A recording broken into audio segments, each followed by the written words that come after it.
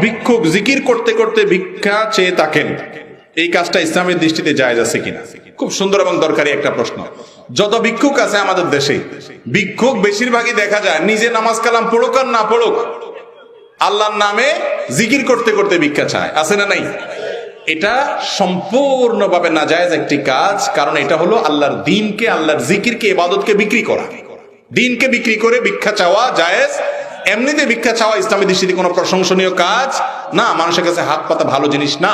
নবী করিম সাল্লাল্লাহু আলাইহি ওয়াসাল্লাম ভৎসনা করেছেন ওই লোকদের যারা মানুষের কাছে হাত পাতে ভিক্ষা চায়, সেখানে আবার ভিক্ষা চাইতে চাইতে আল্লাহর নামে ভিক্ষা চাইবেন, এটা জায়েজ নাই। নবী করিম সাল্লাল্লাহু আলাইহি ওয়াসাল্লাম বলেছেন, আল্লাহর নামে, আল্লাহর দোহাই দিয়ে যদি কেউ কিছু চায় সেটা শুধু জান্নাত চাইবে, মানুষের কাছে কোনো কিছু আল্লাহর দোহাই দিয়ে চাওয়া জায়েজ নাই। অন্য এক হাদিসে আসছে নবী করিম সাল্লাল্লাহু আলাইহি ওয়াসাল্লাম বলেছেন, আল্লাহর অভিশাপ, আল্লাহর লানত নাজিল হয় ওই ব্যক্তির উপরে যে ব্যক্তি আল্লাহর দোহাই দিয়ে মানুষের কাছে বিভিন্ন জিনিস চায়।